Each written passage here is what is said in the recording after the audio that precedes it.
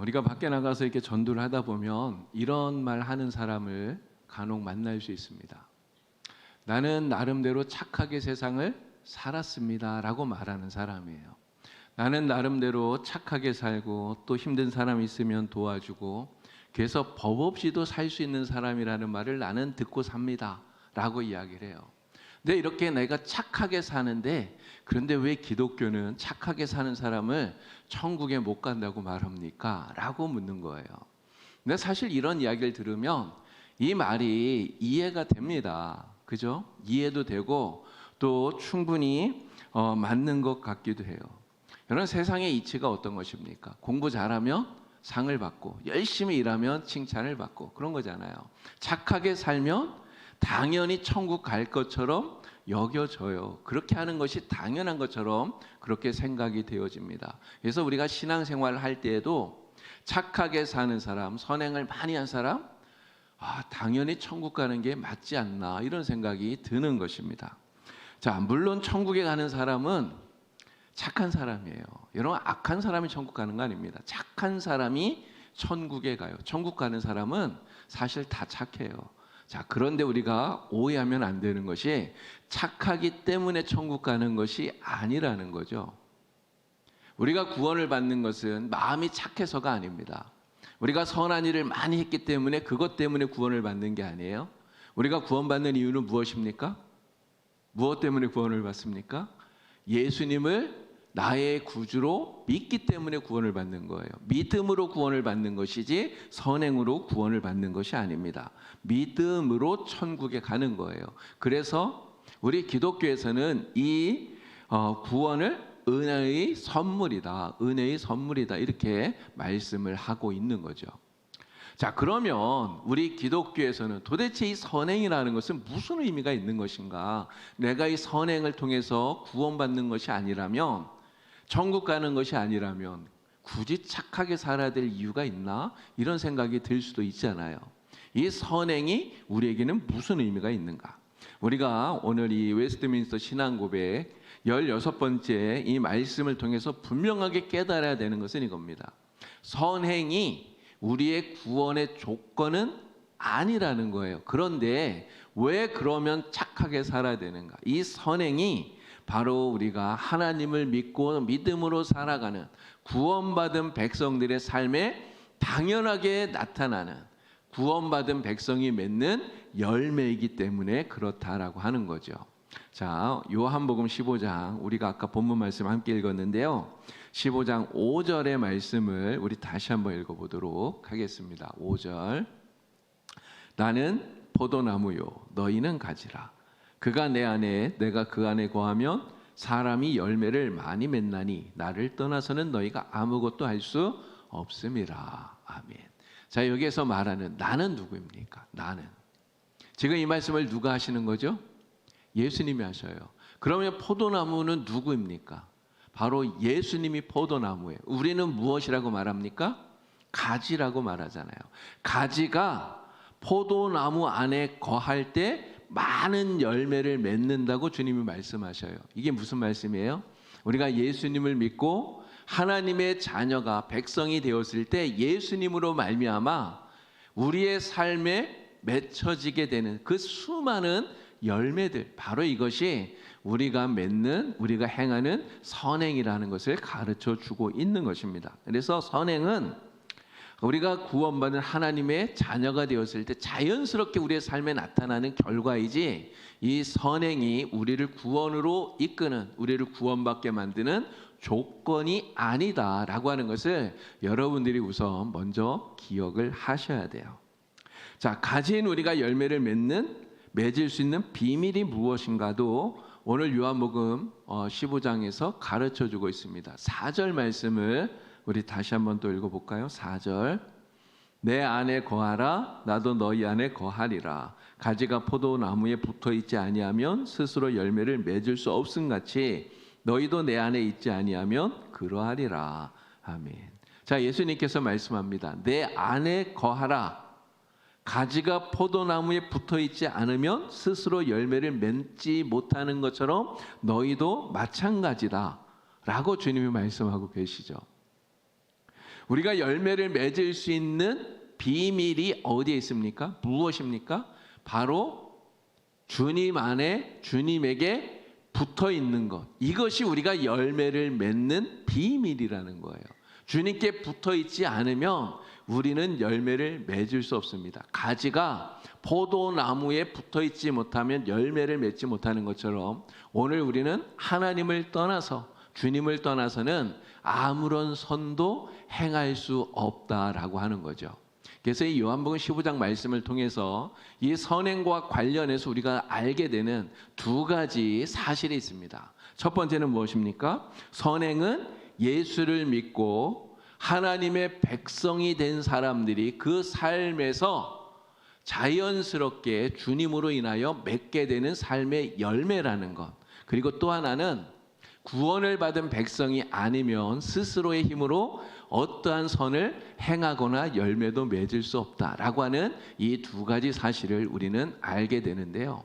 이 웨스트민스터 신앙고백, 특별히 이 16장에서 이 선행에 관한 이런 말씀들을 우리에게 가르쳐주고 있는데 웨스트민스터 신앙고백을 통해 이 내용들을 좀 알아보도록 하겠습니다.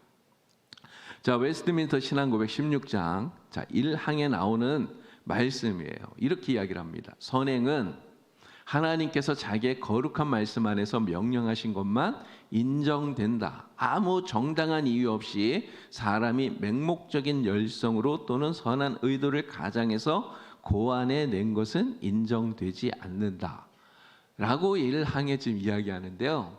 여러분, 이 말씀은 사실 예수를 안 믿는 사람은 이해하기가 진짜 힘든 말씀이에요. 인정하기가 어려운 말씀이라는 거죠. 여러분, 믿지 않는 사람들도 착한 일을 많이 합니다. 그렇지 않나요? 다른 사람 많이 도와주잖아요. 어려운 사람 있으면 도와주기도 하고 또 힘든 일 하는 사람들 또 도와주기도 하고요. 봉사활동도 많이 하고 구제활동도 많이 하고 그렇게 합니다. 자, 그런데 이 사람들이 예수를 믿지 않는다는 이유로, 하나님을 믿지 않는다는 이유로 그들이 하는 그 모든 선행이 아니다라고 말하면 여러분 무슨 말을 듣겠습니까? 좋아할 리 없잖아요. 아니 도대체 우리가 하는 게 왜 선행이 아니야? 라고 따질 거 아닙니까? 이해하기가 어려워요. 자, 그런데 왜 웨스트민스터 신앙고백에서는 이렇게 하나님이 명령하신 것이 아니면 사람이 행하는 그 모든 일들을 왜 선행이 아니라고, 하나님은 선행으로 인정하지 않는다고 왜 말씀을 하시는가라고 하는 거예요. 자, 이것을 우리가 이해하기 위해서 제가 여러분들에게 지난번에 전에 한번 말씀을 드렸었는데 똥통복음이라고 제가 이렇게 말씀드렸던 거 한번 기억을 다시 해보시면 좋겠습니다. 자, 똥통이 뭐예요? 사람이 죄로 인하여서 빠지게 된 깊은 수렁을 말합니다. 이 수렁이 얼마나 깊은지 여기에서 사람은 자신의 힘으로 자신의 노력으로 어떠한 수단을 써도 절대로 밖으로 나올 수가 없어요. 자, 그런데 이 똥통 속에 빠진 그 상태에 사람들이 선행을 하는 거예요. 남을 도와주고 구제도 하고 봉사활동도 하고. 자, 그런데 여러분 깊이 생각해 보십시오. 지금 이 사람이 어디에 있는 거라고요? 똥통 속에 있는 거예요. 죄악 때문에 영원히 죽을 수밖에 없는, 멸망받을 수밖에 없는 그 상태 속에 빠져 있는 거예요. 그런데 그 속에서 남을 도와주고 구제하고 봉사하고 선행을 많이 해요. 이런 그 선행이 무슨 의미가 있는 걸까요? 나는 영원히 멸망받아 죽을 수밖에 없는데 하나님께서 왜 이 똥통 속에 있는 이 죄악 가운데 영원히 멸망받을 수밖에 없는 이러한 사람의 선행을 선행이라고 인정하지 않는가? 우리가 이 그림을 보면 충분히 이해가 됩니다. 여전히 똥통 속에 있기 때문에, 여전히 죄인의 상태 속에 있기 때문에 그 속에서 행하는 그러한 선행이 사실은 나에게 아무런 유익이 될 수 없다는 거예요. 나를 구원할 수도 없기 때문에. 자, 그런데 이 사람이 이제 예수님이 우리에게 놓아주신 그 십자가를 통해서 똥통 밖으로 나오게 되면 어떻게 됩니까? 똥통 밖에 나와서 이제 하나님의 그 말씀을 따라서 주님의 말씀에 순종해서 남을 도와주고 봉사활동도 하고 구제도 하고 선행을 해요. 여러분, 그러한 선행을 하게 되면 하나님이 어떻게 하시죠? 그 선행을 기뻐하신단 말이에요. 기뻐하시고 그 선행에 대해서 하나님이 상급을 주시잖아요. 바로 이 선행, 우리가 하는 그러한 구제하고 도와주고 하는 이 모든 선행이 선행으로서 의미를 가지려면 그래서 무엇이 전제되어야 되느냐? 먼저 이 똥통 밖으로 나와야 된다는 거죠. 똥통 안에 있을 때는 아무리 많은 선행을 해도 그것이 선행으로서 의미를 찾지 못합니다. 그러나 예수를 믿고 구원받은 하나님의 백성이 되면 그때 비로소 나의 선행이 선행으로 인정된다는 거예요. 그래서 하나님께서 자기의 거룩한 말씀 안에 명령하신 것만을 선행으로 인정하신다고 하는 그 의미가 바로 이거라는 것을 여러분들이 꼭 기억을 하시면 좋겠습니다. 예수 믿는 하나님의 백성이라야 비로소 선행이 선행으로 인정이 된다는 거. 자, 그래서 이 선행이라고 하는 것이 우리의 신앙생활에 있어서 어디에 위치하는가, 이 위치를 잘 아는 게 정말 중요한 거예요. 선행은 우리가 구원받기 위한 구원의 조건이 아니라고 말씀을 드렸잖아요. 구원의 조건이 아니라 바로 구원받은 사람에게 나타나는 당연한 삶의 결과다. 이것을 우리가 분명하게 이해를 해야 됩니다. 웨스트민스터 신앙고백 16장 2항에서 바로 이것을 우리에게 가르쳐주고 있는데요. 자, 이렇게 말씀합니다.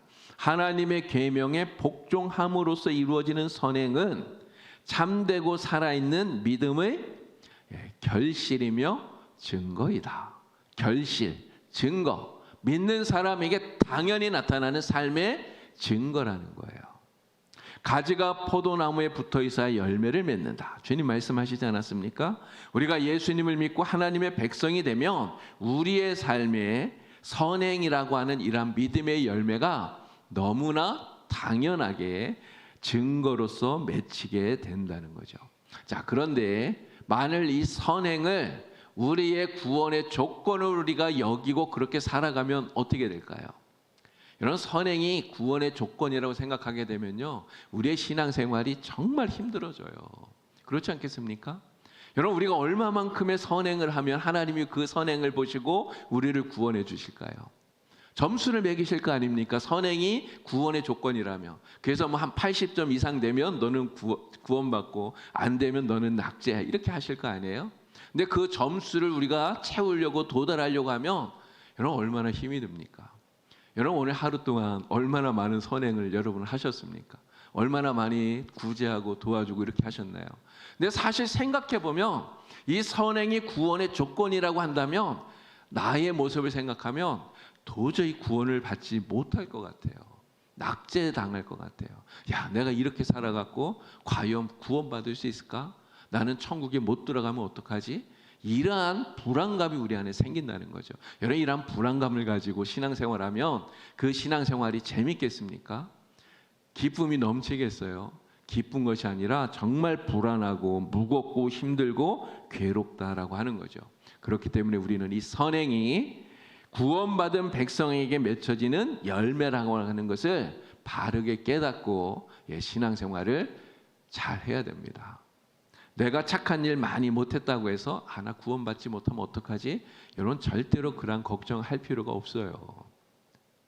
나를 구원해 주신 그 하나님의 은혜에 감사하면서 정말 내가 이 선행을 행하면서 살아갈 수 있도록 도와주시는 그 하나님의 은혜에 감사하면서 하나님의 말씀을 따라 선행을 행하려고 노력하면서 살면 됩니다. 그러면 하나님이 우리를 기뻐하시는 거예요.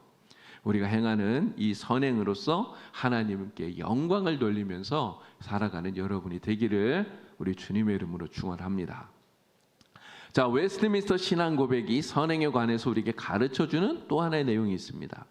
우리가 선을 행하는데 이 선을 행하는 힘, 이 힘마저도 내 힘으로 하는 것이 아니라 성령의 힘으로, 성령의 능력으로 행하는 거라는 거예요.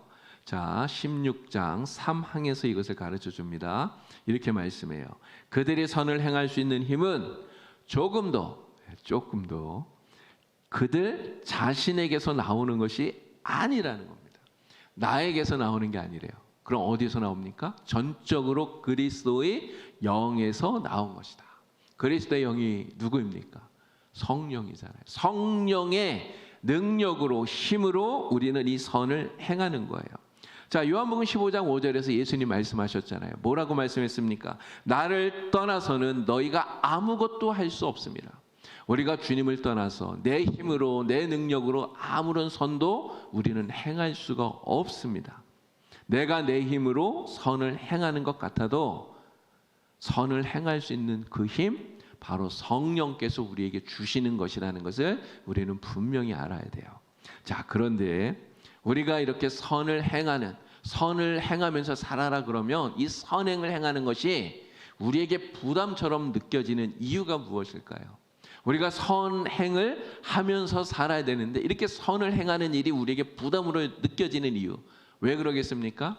여전히 우리가 내 힘으로 이런 선을 행한다고 생각하기 때문에 그런 거예요. 내 힘으로 참으려고 그러고요. 내 힘으로 다른 사람 용서하려고 그러고, 내 힘으로 다른 사람 도와주려고 그러고, 내 힘으로 섬기려고 하고, 내 힘으로 인내하려고 하고, 이게 내 힘으로 이러한 것들을 행한다고 생각을 하니까 이러한 선을 행하는 일이 우리에게 굉장히 부담이 된다는 거죠.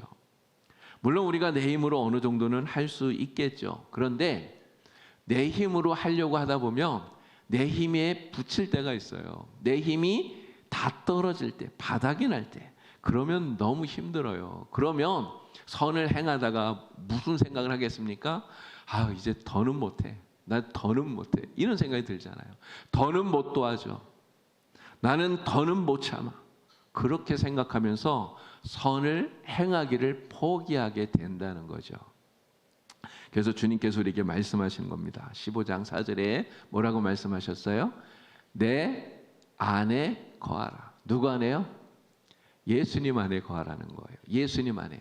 예수님 안에 거하면 예수님을 통해서 성령의 능력이 우리에게 공급되어집니다. 바로 그 성령의 힘으로 우리는 참을 수 있는 힘을 얻게 되고요. 용서할 수 있는 힘도 얻게 되고요. 또 남을 도울 수 있는 힘도, 또 섬길 수 있는 힘도, 인내할 수 있는 힘도 우리는 얻게 되는 것이죠. 바로 그 성령의 힘으로 우리는 선을 행하면서 살아갈 수 있는 것입니다. 그러니 무엇이 중요합니까? 예수님 안에 거하는 게 중요한 거예요. 예수님 안에 거하는 것이. 여러분 모두 다 항상 예수님 안에 거하셔서 성령의 능력을 충만하게 공급받으시고 그 힘으로 정말 우리 하나님이 기뻐하시는 아름다운 선행을 많이 행하면서 살아가는 그런 성도가 되기를 우리 주님의 이름으로 축원합니다. 자, 웨스트민스터 신앙 고백은 또 우리에게 이렇게 가르쳐주고 있는데요. 16장 3항에 뒷부분에 이런 말씀이 나와요. 그렇다고 해서 성령의 특별한 역사가 없이는 아무 의무를 실천할 필요가 없는 것 같이 생각해서 태만에 빠져서는 안 된다는 것입니다. 성령님이 하시니까 난 아무것도 안 하고 가만히 있어도 되지 뭐 이렇게 생각하면 안 된다는 거예요. 성령께서 나를 통해서 이러한 일들을 행하시지만 나는 아무것도 안 하고 있어도 성령이 알아서 나를 통해 이러한 선한 일들을 행하실 거라고 이렇게 생각하고 가만히 있으면 이건 태만의 죄를 범하는 것이 되는 것입니다. 그럼 어떻게 하면 된다고요?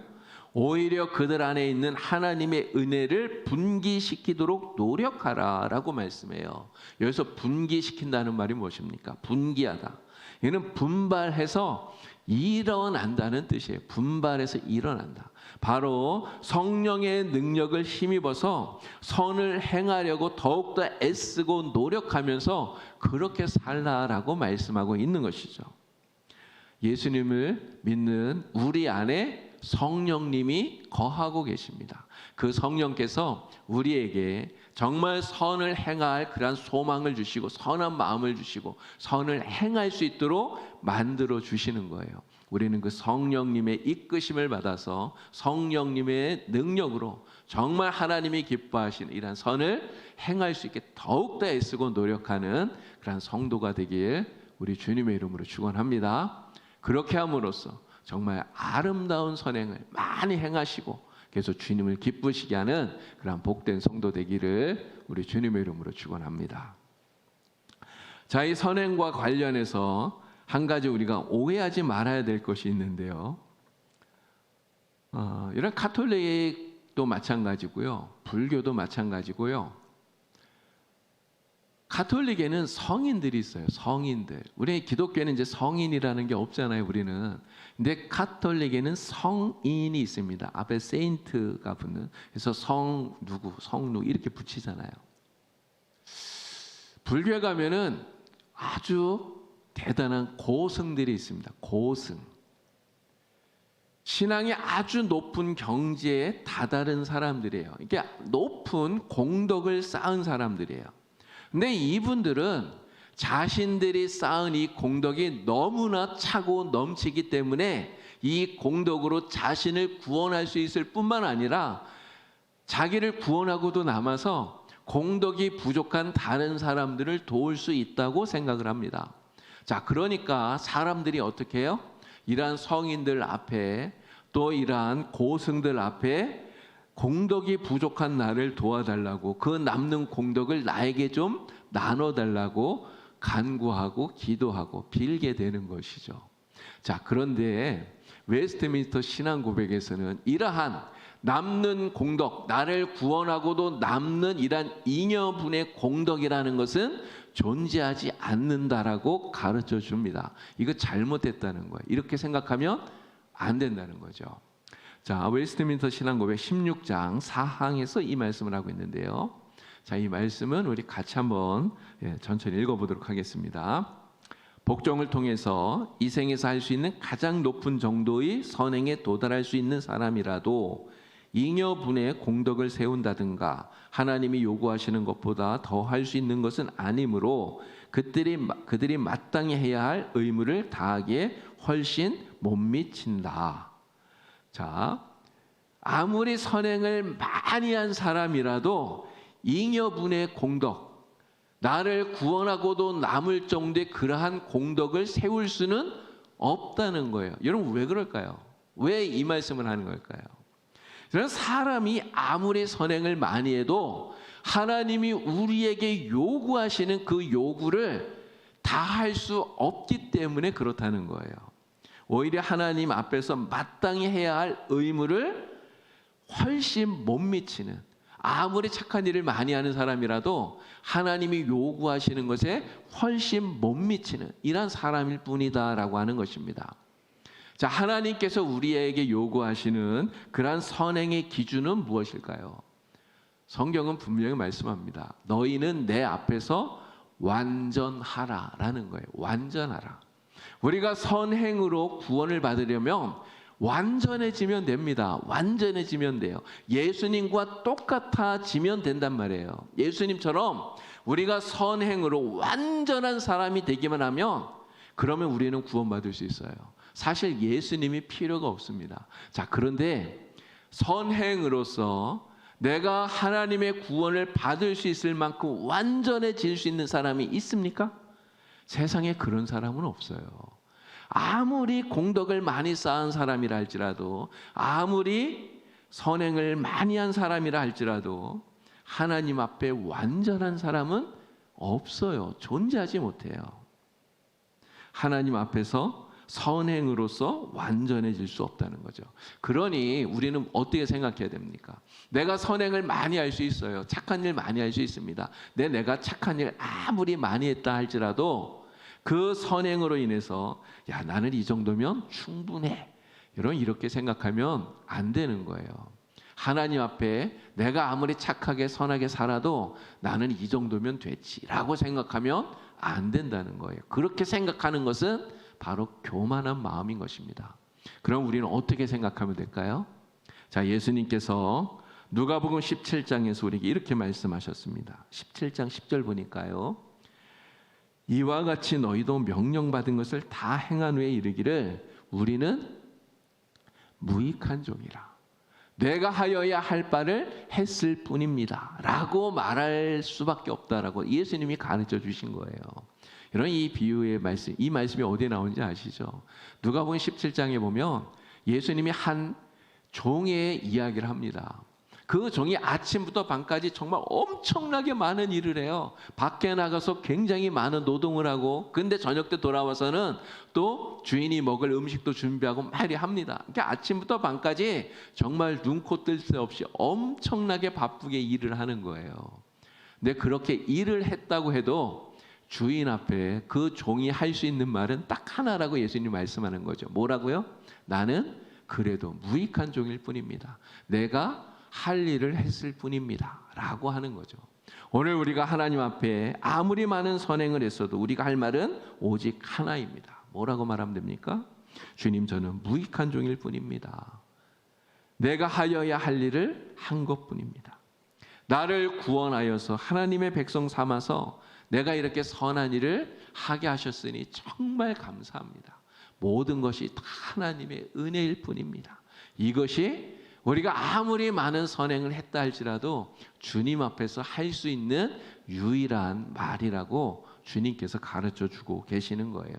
오늘 우리는 정말 이렇게 고백하면서 주님 앞에서 선을 행하면서 살아가는 그러한 선한 백성들이 되기를 주님의 이름으로 축원합니다.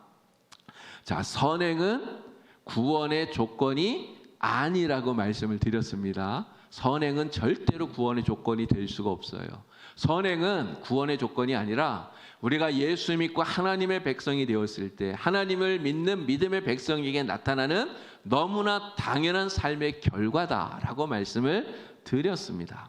자, 그렇기 때문에요, 이런 진짜 예수 믿는 사람은 다 착한 사람이에요. 이런 진짜 예수 믿는 사람은 착한 사람이 되지 않을 수가 없어요. 진짜 예수 믿는 사람은. 그렇죠? 착하기 때문에 구원을 받는 것이 아니라 예수를 믿기 때문에 착한 사람이 되는 것입니다. 제가 여기 나와 계시는 우리 성도님들 보니까 정말 다 착하신 분들이에요. 선하신 분들이에요. 여러분, 왜 착한 사람입니까? 예수 믿는 사람이기 때문에 다 착한 사람이 될 수밖에 없는 거예요. 자, 그러면 우리는 이렇게 예수 믿는 착한 사람으로서 선행의 열매를 날마다 맺으면서 살아야 되는데요, 이 선행의 열매를 어느 정도 맺으면 되겠습니까? 어느 정도 맺으면 될까요? 이 선행의 열매를 우리는 많이 맺어야 돼요. 진짜 많이 맺어야 돼요. 그런데 특히 이 선행의 열매를 우리가 맺을 수 없는 그러한 상황과 형편일지라도 그래도 우리는 선행의 열매를, 이 선한 열매들을 많이 맺어서 주님께 드려야 됩니다. 이것을 우리에게 가르쳐주는 비유가 하나 있습니다. 바로 마가복음 11장에 나오는 무화과 나무의 비유예요. 예수님께서 예루살렘 성전에 들어가실 때 아침에 시장하시니까 이 무화과 나무에 가셔서 열매를 구하셨잖아요. 그런데 무화과 나무의 잎은 무성한데 열매가 하나도 없었던 거예요. 그랬더니 예수님이 이 무화과 나무를 저주하지 않습니까? 그런데 이 마가복음에는요, 정말 이상한 말씀이 나와요. 뭐라고 말씀합니까? 무화과 나무가 열매가 없었던 이유를 얘기하는데 이는 무화과의 때가 아님이라, 이렇게 얘기를 한단 말이에요. 이게 무슨 말이에요? 무화과 나무가 열매를 맺는 그런 계절이 아니라는 거예요. 무화과 나무가 열매를 맺는 계절이 아닌데 예수님이 오셔서 열매를 찾으시고 열매가 없으니까 이 나무를 저주했다는 이런 이야기입니다. 여러분, 이 말은 굉장히 이해하기 힘들어요. 이건 말이 안 되잖아요. 여러분, 지금 이제 겨울이 지나고 이제 봄이 오기 시작하는데요, 사과밭에 뭐 이렇게 나무들이 조금 있으면 이제 막 잎이 피고 막 이럴 거 아닙니까? 근데 봄에 이제 막 잎이 막 피어나는데 거기 가서 사과 열매를 구하고 사과가 없다고 이 나무를 저주하면 이런 사람들이 뭐라 그럴까요? 이거는 정신이 좀 이상하구나, 이렇게 말하지 않겠습니까? 근데 예수님이 마치 그런 것처럼 보인다는 거예요. 그런데 왜 예수님이 그렇게 하셨을까? 여러분, 예수님이 무화과의 때가 아니라는 것을 몰라서 가서 그랬을까요? 아니잖아요. 다 아시면서 예수님이 그렇게 하신 거예요. 그렇게 하신 데에는 분명한 이유가 있는 것입니다. 바로 우리에게 정말 귀한 교훈을 가르쳐 주시려는 거예요. 무슨 교훈이요? 무화과의 때가 아닐지라도, 열매 맺는 때가 아닐지라도 주님이 열매를 구하면 열매를 내놓아야 된다는 거예요. 준비하고 있어야 된다는 거죠. 정말 아무것도 아닌, 정말 보잘것없는 열매일지라도 준비하고 있어야 된다는 거예요. 드릴 수 있는 열매를. 우리는 주님께 그렇게 말할 수 있습니다. 아, 주님, 지금은 내가 열매 맺는 때가 아니에요. 내가 얼마나 힘든지, 얼마나 고통스러운지, 내 상황과 내 형편 주님 아시지 않습니까? 내 사업이 다 망했고, 내 몸에 병이 들었고, 내가 어떻게 지금 열매를 맺으라고 주님 그러십니까? 항변할 수 있잖아요. 그런데 우리는 그렇게 말할 수 없다고 주님이 말씀하는 거예요. 주님은 우리에게 이렇게 말씀합니다. 야, 너는 왜 내 힘으로 열매를 맺으려고 그러느냐? 주님이 그렇게 말씀하신단 말이에요. 내 힘으로 열매를 맺으려고 하니까 나의 상황과 형편을 보고 지금은 아니라고요, 이렇게 항변하는 거예요. 근데 주님 뭐라고 말씀합니까? 내 안에 거하라. 내 안에 거하라. 그러면 성령의 능력으로 어떠한 상황과 형편에서라도 열매를 맺을 수 있다. 주님이 이것을 우리에게 가르쳐 주고 계시는 것입니다. 우리가 살아가는 인생이 늘 평탄하지만은 않아요. 늘 좋지만은 않아요. 때로는 힘들 때도 있고요. 어려울 때가 있습니다. 진짜 열매를 맺기 힘든 때가 있습니다. 선하게 살지 못할 때가 있어요. 정말 주변에 있는 사람들이 다 나를 공격하고 막 이래서 막 이렇게 욕이 나올 때가 있단 말이에요. 그렇지 않습니까? 같이 막 싸우고 싶고 안갚음해주고 싶고 이런 때가 있잖아요. 그런데 주님은 뭐라고 말씀합니까? 그런 때라도 선하게 열매를 맺어야 된다는 거예요. 내 힘으로는 못합니다. 내 힘으로 안 돼요. 그래서 주님이 말씀하는 거예요. 나의 안에 거하라. 내 안에 거하라. 성령의 능력으로 선행의 열매를 맺어라. 주님이 이렇게 말씀을 하고 계시는 것입니다. 나의 상황과 나의 능력을 보는 것이 아니라 정말 주님을 바라보시고요. 그래서 예수 믿는 사람으로서 당연히 맺어야 되는 이런 아름다운 선행의 열매들을 어떠한 상황에서나 어떠한 형편에서나 풍성하게 맺으시는 여러분이 되기를 정말 우리 주님의 이름으로 축원합니다. 아름다운 열매를 맺어서 우리 주님을 기쁘시게 하는 우리 성도님들이 되기를 우리 주님의 이름으로 축원합니다. 기도드리겠습니다. 하나님 아버지, 오늘 우리가 이렇게 예수를 믿고 믿음으로 살아가면서 우리의 삶 속에 아름다운 선한 열매들이 풍성하게 많이 맺혀지기를 간절히 기도하고 소망합니다. 때로는 우리가 열매를 맺을 수 없는 이런 상황도 있지만 우리가 주님 안에 거할 때 성령의 힘으로 열매를 맺게 되는 줄 주여 믿습니다. 어떠한 상황, 형편에서라도 정말 주님을 바라보게 하여 주시고 주님께도 단단히 붙어 있게 하여 주셔서 아름다운 선한 열매를 맺어서 우리 주님을 기쁘시게 하는 복된 성도들이 되도록 성령님 역사하여 주시옵소서. 예수님의 이름으로 기도드리옵나이다. 아멘.